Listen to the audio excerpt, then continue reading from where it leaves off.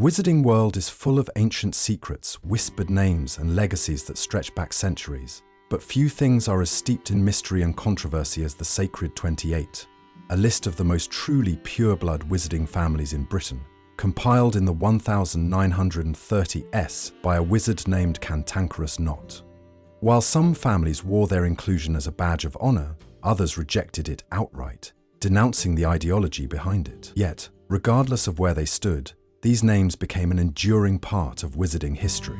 But what did it really mean to be one of the Sacred 28? And what happened to those families as the wizarding world evolved? To understand the Sacred 28, we must first delve into the idea of blood purity itself. Pure blood ideology wasn't always as rigid as it became during the rise of Gellert Grindelwald and later Lord Voldemort. Early wizarding society was far less concerned with blood status. After all, magic itself was the great equalizer. But as Muggle societies advanced and began persecuting witches and wizards, secrecy became paramount, and a divide began to form. Many wizarding families isolated themselves, choosing to marry within their own kind rather than risk exposure. Over centuries, this led to the emergence of pure blood lines, families who prided themselves on keeping their blood untainted by Muggle influence. By the time Cantankerous Knott published his list, blood purity had become an obsession for some factions of the wizarding world. The Sacred 28 was meant to be a definitive registry of those families who had maintained an unbroken lineage of magical ancestry. But even within these families, there were disagreements. Some, like the Malfoys, fully embraced their inclusion, using it to assert their superiority. Others, such as the Weasleys, were unimpressed, dismissing the list as the work of a narrow-minded purist.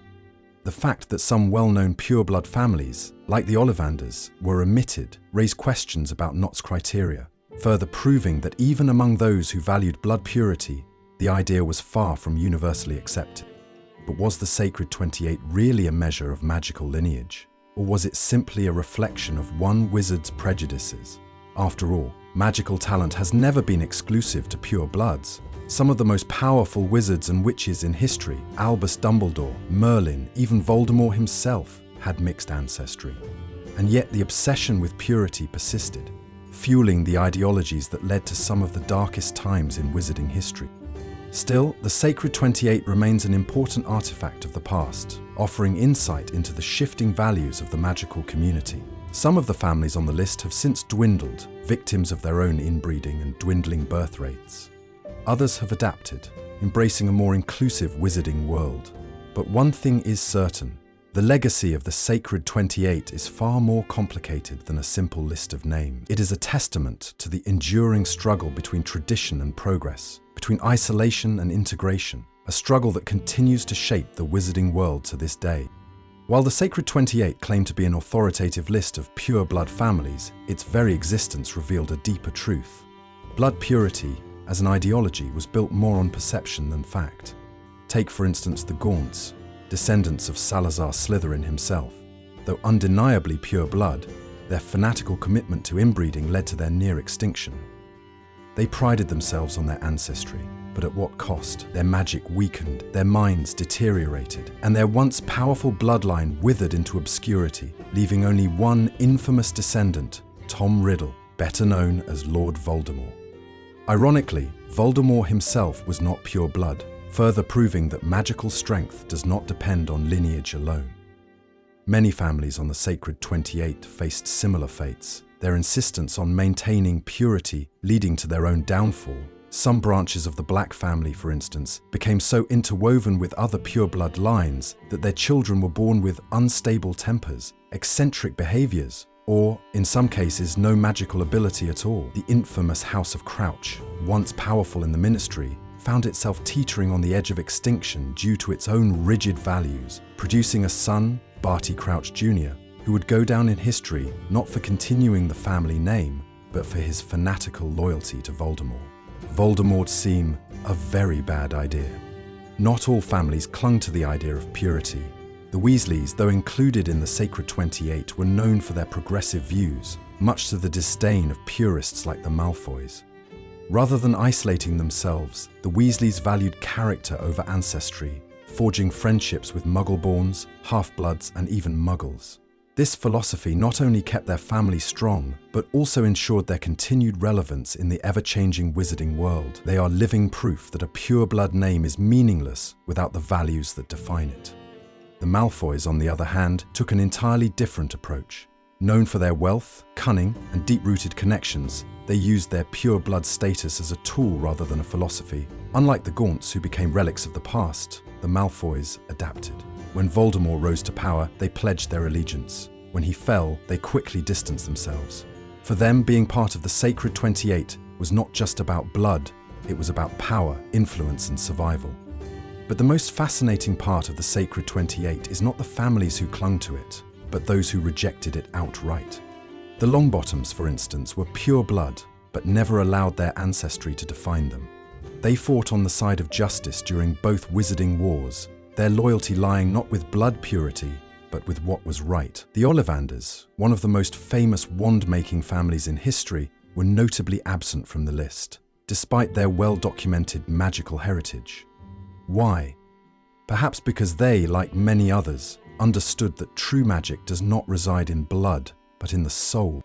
Over time, the Sacred 28 became less of a mark of prestige and more of a historical curiosity, a relic of a bygone era where wizards clung to an illusion of superiority that the world had long since outgrown. By the time Harry Potter entered the wizarding world, the cracks in the pure blood ideology had widened into chasms. The Second Wizarding War shattered what little credibility blood purists had left, proving once and for all that magic is not inherited through bloodlines, but through the choices each witch or wizard makes. And so, while the names on that list may still echo in the halls of wizarding history, their meaning has changed. No longer a measure of superiority, the Sacred 28 now serves as a reminder, a lesson in the dangers of blind tradition, of the perils of placing ancestry above morality. It stands as a testament to the fact that in the end, the only thing that truly defines a wizard is not their blood, but their heart. The Sacred 28 was in many ways a paradox, meant to immortalize the great pure-blood families, yet ultimately exposing their weaknesses. Despite its initial purpose, the list did not create unity among its members, but instead deepened divisions. Some families treated it as validation, a reassurance that they belonged to an elite group destined to rule over the wizarding world. Others saw it as an insult, a crude attempt to reduce the complexity of their family histories to a single, outdated ideology. One of the most striking contradictions within the Sacred 28 was the inclusion of families who had already begun to diverge from pure-blood traditions.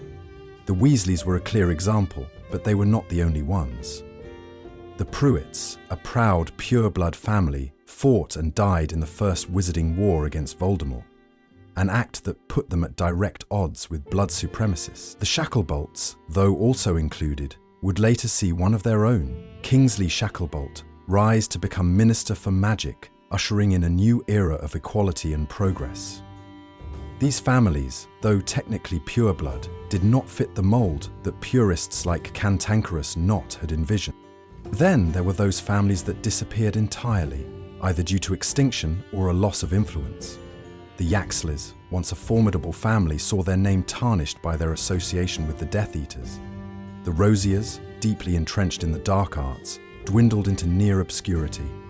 Others, like the Bulstrodes and the Greengrasses, faded into history, their legacy reduced to mere footnotes in wizarding records. Their fates reinforce a simple truth. Blood alone does not sustain a family's power. It is their actions, their adaptability, and their place in the evolving magical world that determine whether they thrive or fall into irrelevance. Ironically, some of the most powerful and influential figures in wizarding history came from outside the Sacred 28. Albus Dumbledore, widely considered the greatest wizard of his time, did not belong to any of these families. His unmatched magical prowess, his wisdom, and his leadership had nothing to do with blood status. Even Lord Voldemort, who championed blood purity, was himself a half-blood, proving the absurdity of the ideology he sought to enforce. And of course, Harry Potter, the boy who lived, was also a half-blood. Yet his courage, determination, and ability to love made him the hero who ultimately triumphed over darkness. The downfall of blood purity as a dominant ideology can largely be attributed to the events of the Second Wizarding War. By the time Voldemort fell for the final time, the wizarding world had witnessed firsthand the destruction that blind obsession with lineage could bring. The old ways had not saved the Malfoys from disgrace, nor had they ensured victory for the Death Eaters. The tide had turned, and with it, so had the wizarding community's perspective on the importance of blood state. Despite this shift, traces of the Sacred 28 still linger in wizarding society. Names like Malfoy Black and Lestrange still carry weight, their histories deeply entwined with magic both dark and light. But the modern wizarding world has changed. Blood status is no longer the measure of a witch or wizard's worth. It is their choices, their actions, and their principles that define them. As we reflect on the Sacred 28, we see it for what it truly was, not a mark of superiority, but a cautionary tale. It is a relic of an era where division was valued over unity, where tradition was clung to at the expense of progress, and in the end it serves as proof of one of the most enduring truths of the wizarding world, that magic itself does not discriminate, and the greatest strength of all lies not in ancestry, but in the heart of the wizard who wields it. The Sacred 28 may have been an attempt to solidify the legacy of pureblood supremacy, but in reality it became a reflection of how unsustainable such ideologies truly were.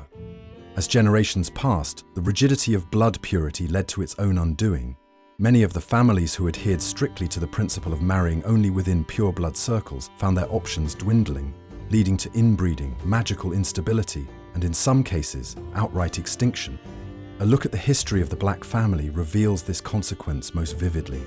One of the oldest and most influential wizarding families, the Blacks were infamous for their unwavering commitment to blood purity. They openly disowned and even magically erased the names of relatives who broke from tradition, such as Sirius Black, who rejected their ideology, and Andromeda Tonks, who married a Muggle-born. However, their own inflexible beliefs led to their downfall. By the time of the Second Wizarding War, the Black family had almost completely died out, save for a few distant relations. Their desperate attempt to preserve their purity had instead ensured their near extinction. But while some families perished under the weight of their own convictions, others adapted. The Malfoys, for instance, found a way to navigate the shifting tides of history. Although they remained staunchly pureblood, they learned that survival required pragmatism rather than blind adherence to outdated ideals. Their ability to adapt allowed them to remain a powerful force in the post-war wizarding world, though their influence was significantly diminished after their alliance with Voldemort ended in disgrace. Unlike the Blacks, who clung to ideology until it destroyed them, the Malfoys understood when to retreat and reposition themselves. Another striking example of how different families approached their legacy is found in the case of the Weasleys and the Longbottoms. Though both were listed in the Sacred 28, they never allowed themselves to be defined by it.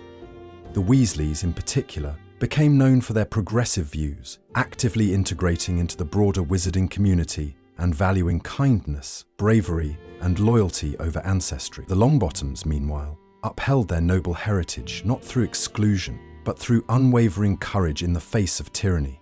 Frank and Alice Longbottom's sacrifice during the First Wizarding War made them legends, not because they were pureblood, but because they stood for what was right. It is also worth noting the irony of those families who sought to exclude others in the name of purity, but ultimately proved that their own beliefs were flawed. Canton Kerris Nott, the wizard who compiled the Sacred 28, likely believed he was creating a record of wizarding superiority. Yet by the time of the Second Wizarding War, many of the families he sought to venerate had either vanished, lost their status, or actively fought against the ideology he championed. The list, rather than being a testament to magical excellence, became a symbol of how prejudice weakens rather than strengthens a community. Today, the Sacred 28 is viewed as an artifact of a bygone era, studied in history of magic lessons as an example of how divisions within the wizarding world nearly led to its downfall. While names like Malfoy and Black still carry historical weight, they no longer hold the same authority they once did.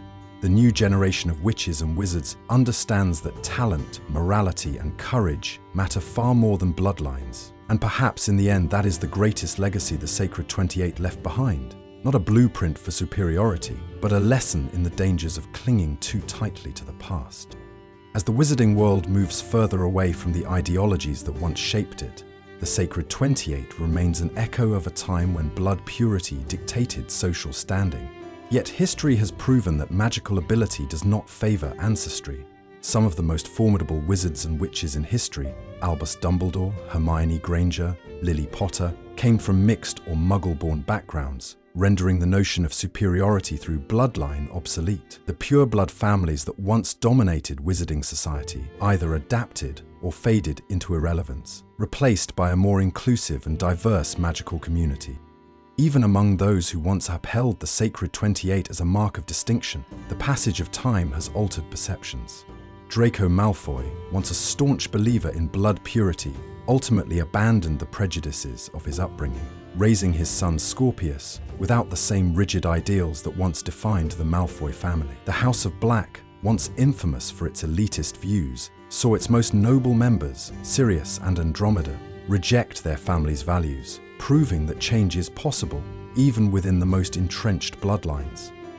And the Weasleys, despite being included in the list, continue to embody the idea that a family's worth is determined not by its lineage, but by the strength of its character.